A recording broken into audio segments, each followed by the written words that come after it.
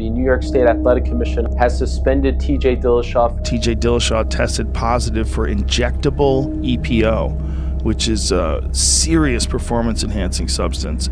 As a fighter, you know that there's no way to accidentally get this into your system. It's very, very bad for his legacy. It's devastating. It's what legacy? Cody's already come out and said TJ showed everybody at Alpha Male on how to use. He is no longer the UFC champion. He's now been stripped of the title. This stuff there's no way it's not cheating. It taints your legacy. The fact that he did it once, you don't know if he beat a test, they didn't test him, you don't know any of that, you can't trust anything. And this is not like him being the bigger man and admitting it, he got caught.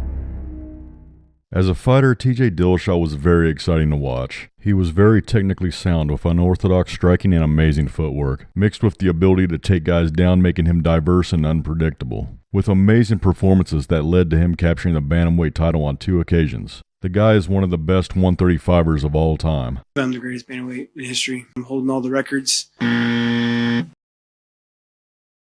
mean, name a guy that's got a better resume right now. Over here. Not only was he a great technician, but he was also an amazing athlete with top-notch stamina. My man. As a person, He's a snake in the grass. oh, we'll get to that, but when he's not hiding from USADA, he's proven to be a hypocrite. I didn't like all the trash talk. That's not who I am. I feel like I want to be a little more of a role model. Get the fuck out of here. Absolutely, man. I'm about to give him coast-to-coast ass whooping. I'm going to make him go face down, ass up once again. This time he can tell me how the canvas smells at the Staples Center instead of Madison Square Garden.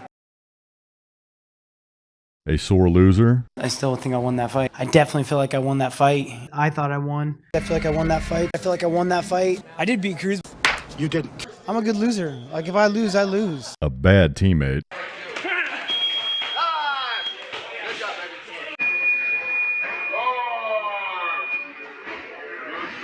a pseudo-intellectual, I think it all leads down to just insecurity.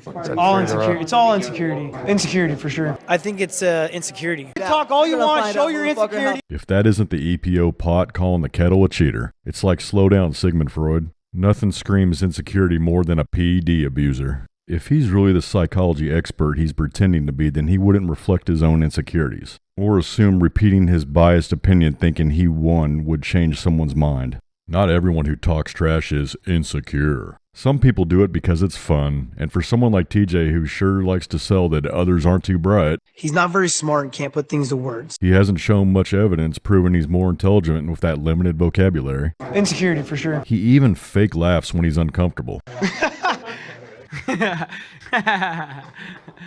Calm down, Jimmy Fallon. Nothing funny happened.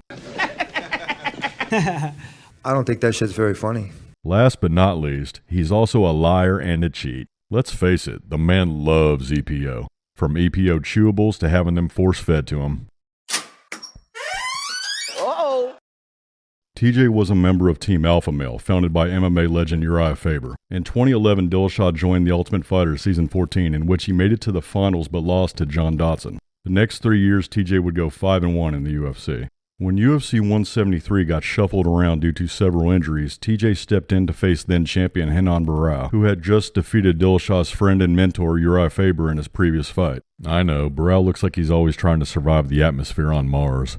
Hey, let's get my boy TJ Dillashaw in here to take care of my dirty work. If anyone deserves a shot, man, give it to him. What an amazing friendship Faber has with Dillashaw. I hope TJ never does anything to jeopardize that. Barão was 32-1 with his only loss coming from his debut and was viewed as high as number 2 on many pound-for-pound lists. To say Dillashaw was an underdog would be a huge understatement. The fight happens and TJ puts on one of the best title-winning performances in MMA history. Dana White would often reference it in pre-fight speeches to motivate fighters before a card. Barão was a vicious striker and a BJJ black belt, but TJ nullified his game with outstanding footwork, making Barão miss a lot of shots that put down previous opponents. Dillashaw ended up dropping Barão with an overhand right in the first round and would continue to outclass him for 4.5 rounds until he finished him in the 5th, winning the bantamweight title, which was also the first UFC title that Team Alpha Male had won. You just did not look gassed. I mean, do you attribute a lot of that to Dwayne, the two of you?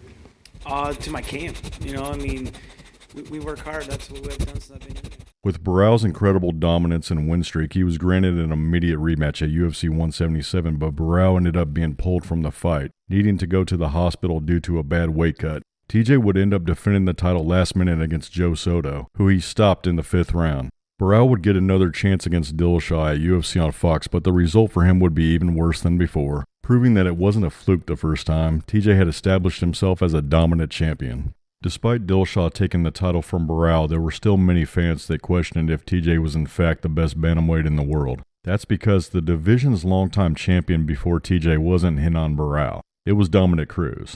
Cruz was the lineal bantamweight champion who never lost the belt. Burrell never won it from him. He won the interim title after defeating Uriah Faber. Burrell would end up beating Faber in a rematch for the undisputed title after another injury set Cruz back, forcing him to relinquish the belt. Burrell versus Cruz never happened, and by the time Dom finally came back, it was Dillashaw who held the title. Cruz would make his return against Takeya Mizugaki and win by first-round knockout. This finally set up Dillashaw versus Cruz, an intriguing matchup that fans wanted to see for years, since TJ was viewed by many as a similar style to Cruz with his elusive footwork and unconventional striking. He's able to mix things up because he's facing stationary targets. He's been able to look a lot better than he really is.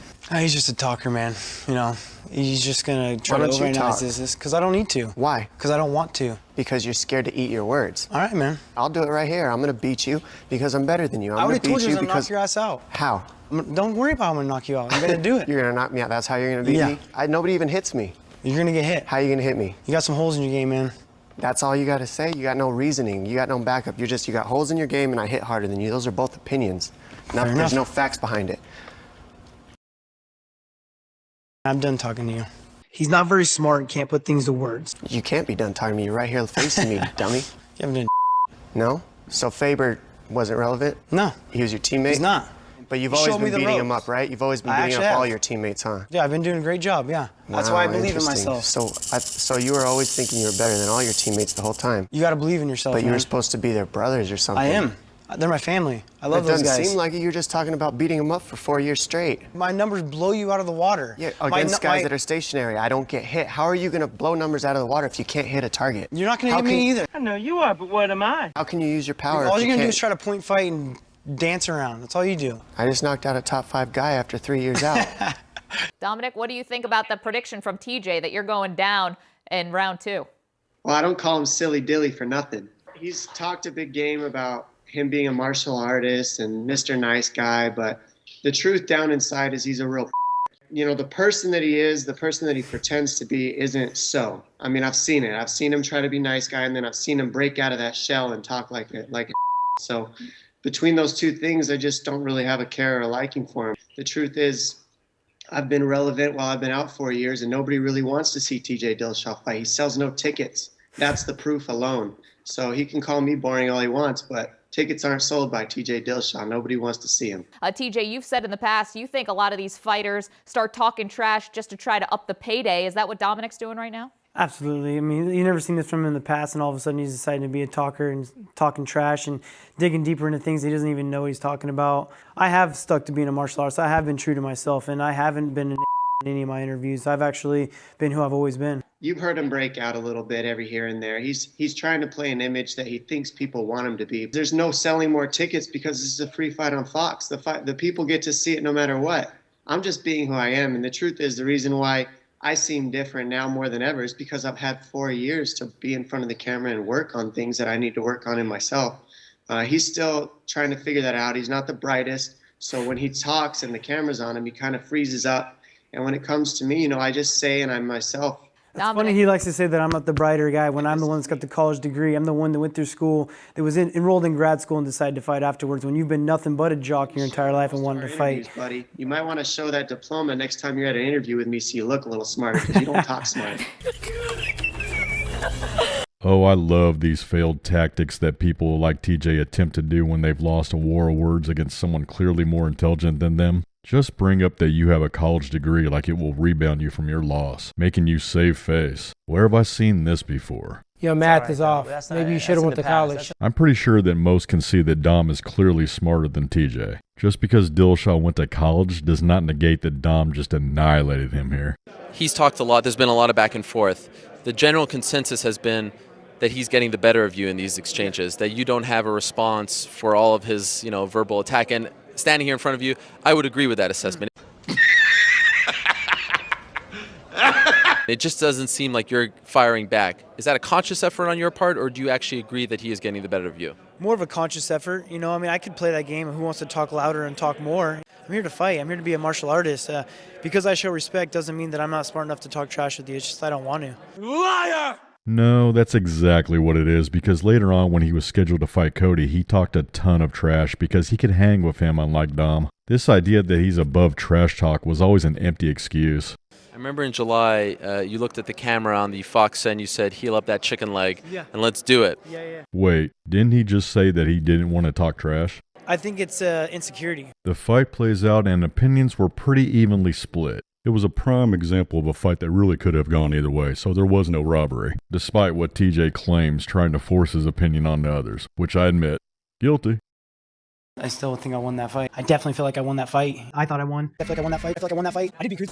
You didn't. TJ really didn't help himself in the eyes of fans by constantly repeating that he thought he won, as if his opinion isn't biased. Which is a sign of his insecurity, because he wants to convince people to agree that he won when he really didn't. Repeating a lie doesn't magically make it come true. Hell, he even lied about what Dom's corner said to him in the 5th round of their fight. What's the message you send to Dominic Cruz? I've already been saying, man, I'm coming back for what's rightfully mine. You know, he knows I won that fight. I won that fight. After the 4th round, going into the 5th, his cornermen are telling him that I won the fight. He has to finish me. You're a fucking fight, man. You fucking fight. Goddamn liar! I didn't like all the trash talk. That's not who I am. I feel like I want to be a little bit more of a role model.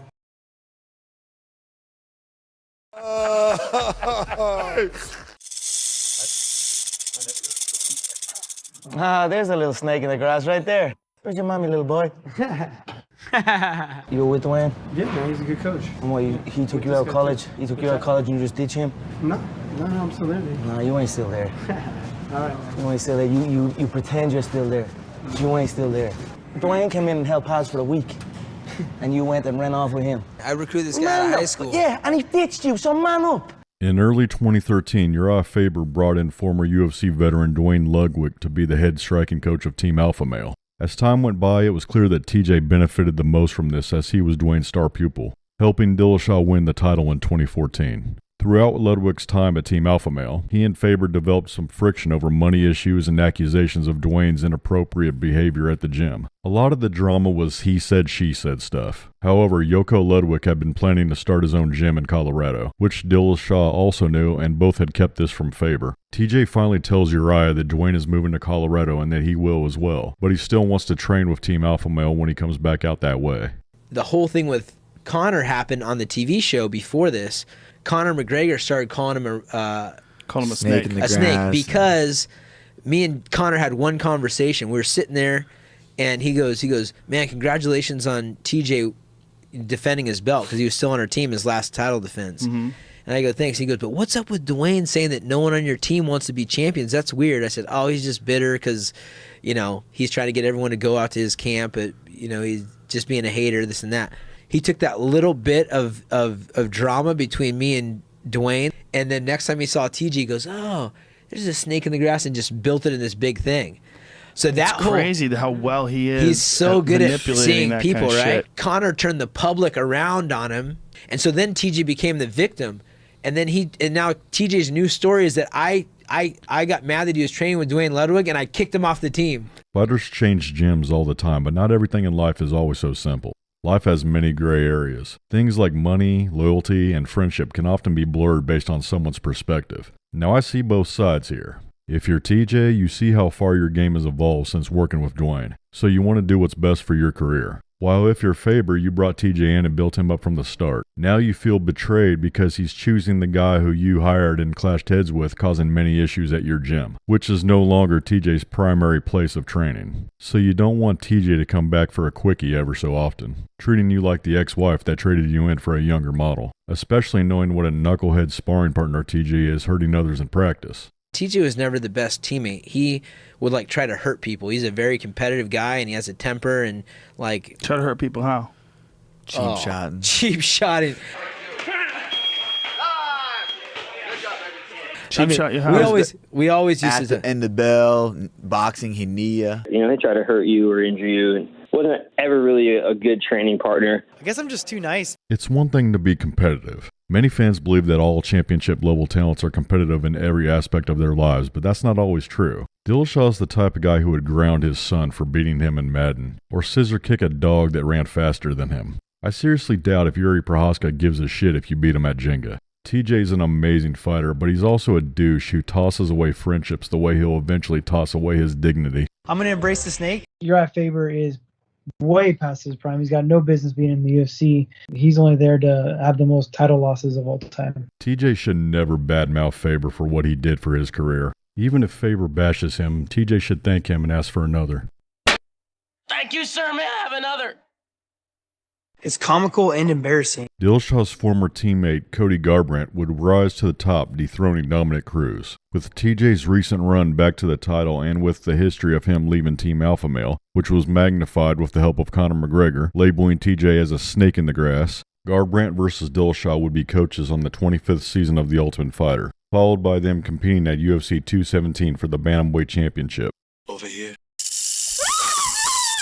Tensions were high as the two gyms were constantly around each other, with Cody antagonizing TJ throughout the show's run, often causing a scuffle amongst the teams. Team Dillashaw would win the season, but would he win the belt back from Cody? I don't understand the animosity coming from them. You know, it's a little bit ridiculous. Do I need to hold his hand and tuck him in at night? I didn't like all the trash talk. It's not who I am. I feel like I want to be a little bit more of a role model. There's never been anything coming from me. Except for lies. Habitual liar over there. He just lies on top of lies. Who's the ones who are making up stories over here? So rumors. Horse's mouth. You do not need TJ or Chris in the back of the head. Very close fight. Did I stutter? You're a I did cheater. not. You did not. Okay. For TJ, we just wanted to ask you about what Chris Holdsworth said on Monday. It's all happened at the perfect time. You know, when it came out, the week of the fight. Like, come on, man. This is all super predictable. Predictable. Right. No truth to it? None whatsoever. There's truth to it. Just like I don't have a knock, and then like I knocked him out and don't have a video of it. It's already been, yeah. I do that have shit it, but then, I'm not, yeah. you know that. Bring TJ, it. how many times did I f you up in practice? Zero, motherfucker. Exactly. We're gonna find And out. Saturday, you're gonna find out. You can talk all you You're gonna want, find show out, your motherfucker, how insecurities, badass show who I you am. really are. You can do all the conditioning in the world with your new coach. You can't condition that chin of yours.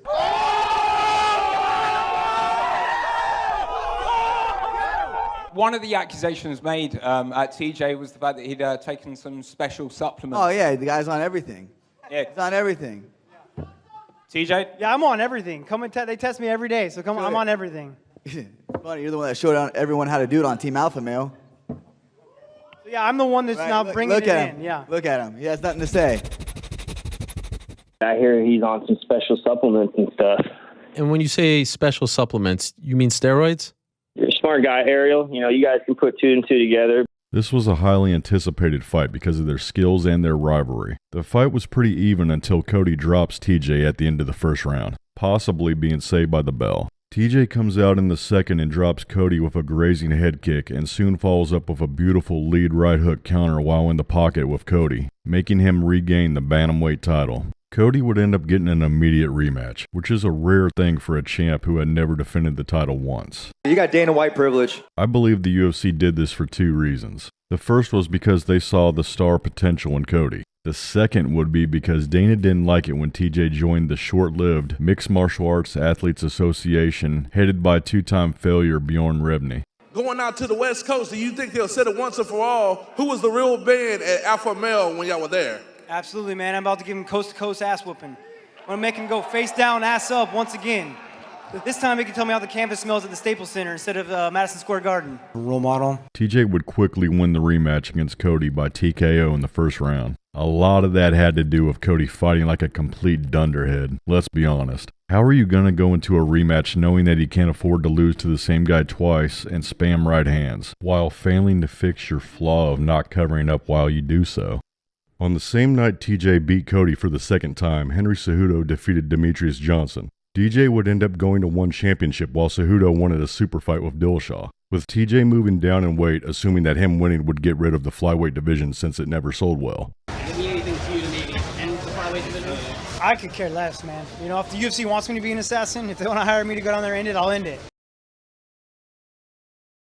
Henry, TJ, the last time I spoke to him, said that he has been called upon to come down to 125 and shut down the flyweight division. I'm going to get in there on the 19th. I'm going to destroy this dork. He's walking around himself, talking about himself in the third person, carrying his belt everywhere. Ever seen a picture of him? He's got his belt with him. You like it? You like it? Take a look, TJ. Take a look. You better start shining up that resume instead of that belt. He's gonna be looking for a new job when I'm done with you.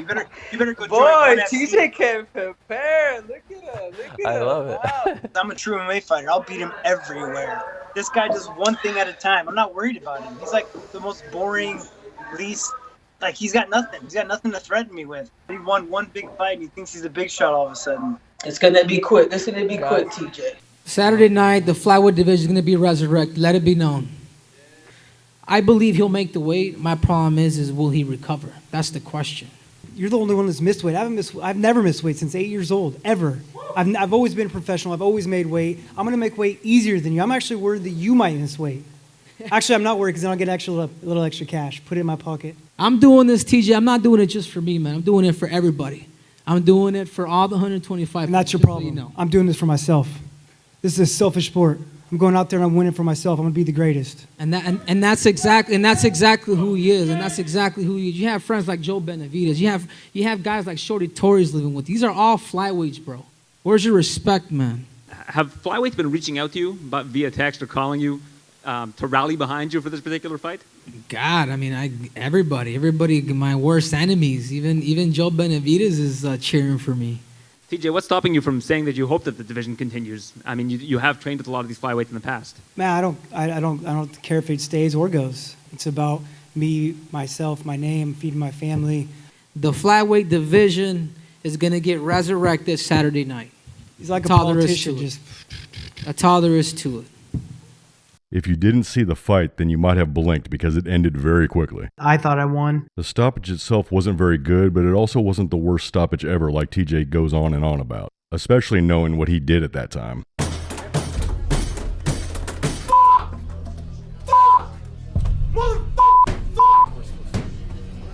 Oh, this wasn't TJ's reaction to the Cejudo loss. This is just how he typically responds whenever his wife doesn't keep his dinner warm. Remember, TJ, only body shots. Never leave a mark on her face, right, John? That's fucking illegal. I am happy to accept defeat, but I did not lose. This shit needs to happen again at flyweight. This is bullshit. I worked my ass off 12 weeks to get here, to be stolen from me in 30 seconds. You guys can see the fire. I'll fucking fight tomorrow. Excuse my language. What do you think happens now, TJ? We do it again. We do it at 25s too. I did not lose. I wouldn't even accept that victory. How could you be happy with that victory? That wasn't a victory. I'm a good loser. Like, if I lose, I lose. His aggressiveness would have been great for me if I would have actually got to fight. That ref better hope I don't see him. I don't think you guys should think that's very funny. I'm about to fucking cry. Do you feel like, though, with this controversy and with the way this ended, that's enough to keep this whole division around so that you can get another shot at this title? Sure, I hope so. Again, selfishly. I don't think it's very funny anymore. Imagine having the nerve to complain about a stoppage knowing that you went into that fight full of EPO. This is the arrogance of TJ Dillashaw. The flyweight division was indeed saved. Cejudo's next move would be to go up and challenge for the bantamweight title. Unfortunately for Dillashaw, he would no longer be the person who Henry would challenge for that belt. You know, Sam Calavita is a straight-up genius when it comes to the body and how it works. Anywhere from my diet to the ways I'm working out to my supplementation. I feel powerful. I'm stronger than I was in my last camp. That's no joke. I put up new PRs in my snatch. I put new PRs in my clean and press.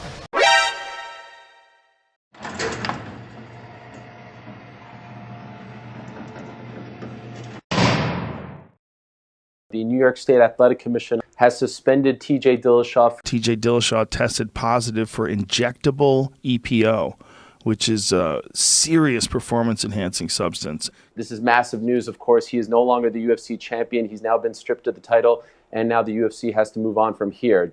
It's comical and embarrassing. Roughly 2 months after his loss to Cejudo, I did not lose.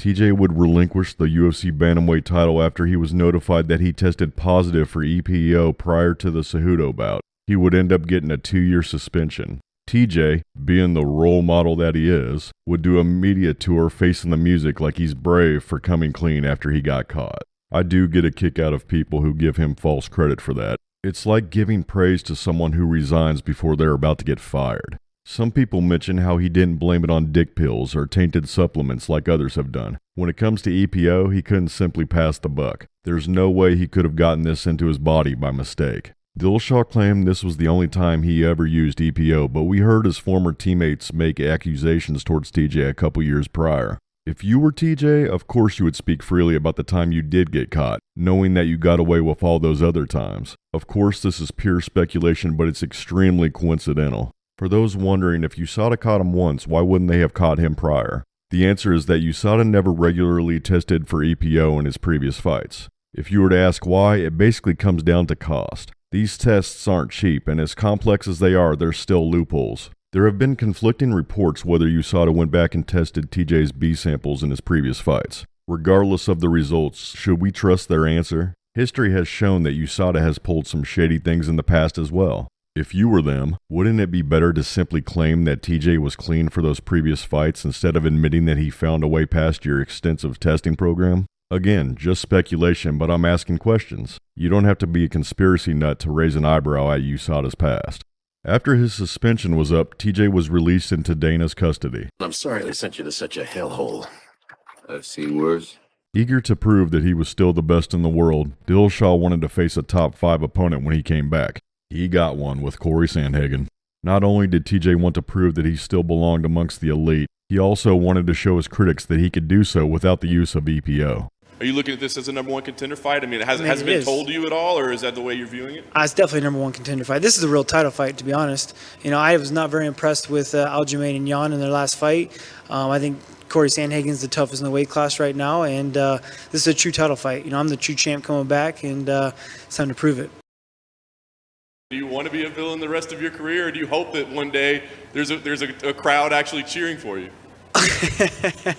Conor McGregor made me the biggest villain you can because he's got all this power behind him, right? Like anything he said was gold. And so I was this snake in the grass, and I traded teams. Like I was doing what you need to do to become the best in the world. Yeah, I was thinking about myself. I am in a one-man sport. You know, if you're not doing it, then you're a fucking idiot. Excuse my language. I'm not here for my training partners. I am. I go and coach Warren Archuleta. I'm the CEO of TJ Dillashaw. Dillashaw defeated Sandhagen in a controversial split decision. MMA Decisions had it 17 votes to 6, thinking Corey had won the fight, and I agree. Nonetheless, TJ looked damn impressive regardless of the time he had off and being plagued with injuries. Daddy's getting that belt easy money for that belt right now. Slow down, Doug Funny. You were lucky to get the nod here. With his win over Sandhagen, Dillashaw would get a shot at the champion Aljamain Sterling. Leading into the fight, TJ would be very dismissive of Aljo's skills, claiming that he'll beat him anywhere the fight goes. I think he's already building excuses of why I'm going to beat him. Have you seen a highlight to where Aljamain Sterling's dangerous? I'm going to blow my knee out. I'm going to have one eye. I'm going to be coming at you like the Terminator. No matter what's put in front of me, I'm going to be fighting. You know, and I feel like he doesn't have that. You win this fight on Saturday and Sunday. When I win this fight on Saturday, when you win this fight on Saturday. Ugh. Well, it's good to see you back here, man. Appreciate it. I'm really looking forward to seeing you in a 5-round championship fight. Yeah, me too. It won't be 5 rounds, but I'm excited too. As long as it lasts. Yeah, hell yeah. He's definitely not champion caliber. You know, the guys that I've fought already in the past, much better than he is, a lot more dangerous. Like there's no danger fighting Sterling. I mean, has he ever even knocked anyone out? I don't even know. I didn't look at his record. There's no way he's going to be out grappling me. His striking is straight pathetic. So yeah, I'm surprised that he is where he is. And stylistically, it's a great fight for him. He's not a true fighter. He's scared to fight. He's scared to throw down. You know, he doesn't pack a punch. He's desperate for them takedowns, and they're ugly takedowns. For some reason, I haven't seen TJ in any of the Embedded episodes. That's how he got caught last time. I wonder if there's something going on again that might be a little fishy, TJ. Look, I've come to terms with it. It's time now. Speak up like a man. You're going to get your ass whipped you're going to get your ass whipped by a cheater, motherfucker. He's so worried about it, he can come test me himself. He could test these nuts in his mouth. This DJ Jazzy Jeff looking motherfucker is going to be down there saying like, test 1, 2. Is this working? Going to be a rapper supposedly, right? He's already been a failed actor, and now he's going to be a failed rapper. Funny. That's great. See, you're getting it. I thought I won. I'm glad that TJ decided to embrace the snake later in his career. I bet he really did have aspirations for being a role model, but as time went on, he figured out that he didn't fit the mold. If it doesn't happen organically, then you can't force it. At the same time, he did use his role model ambitions as an excuse not to trash talk with Cruz because he knew he'd get 10-7'd. Aljo would end up stopping TJ in the second round with ground and pound, but the fight would have a huge asterisk. According to TJ, he had dislocated his shoulder about 20 times during his camp, which was apparent in the fight as soon as Aljo took him down. Dillashaw tried his best to survive, but it was clear that his injury jeopardized his performance. It was far too severe for him to compete with, and further exposes the credibility of the commissions who didn't catch it. I completely blew my shoulder out the end of April.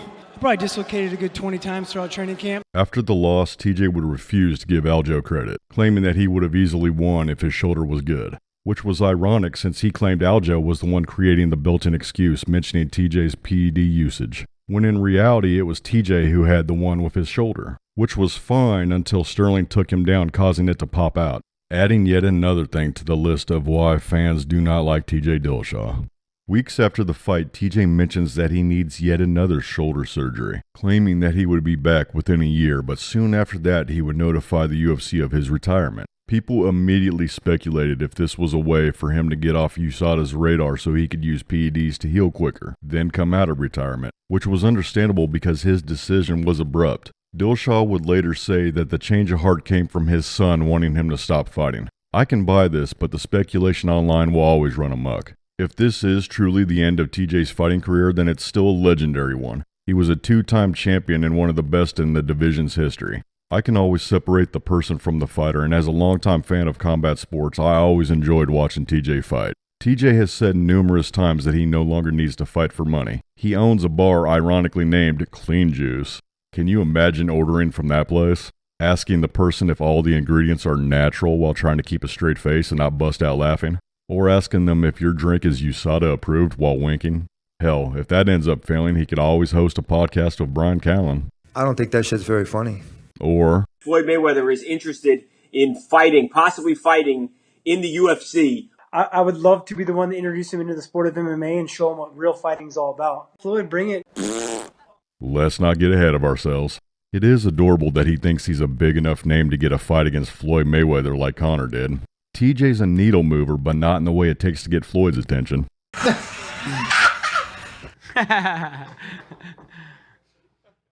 thought I won. He's a snake in the grass. It's comical and embarrassing. Insecurity. I did not lose. I don't think it's very funny anymore.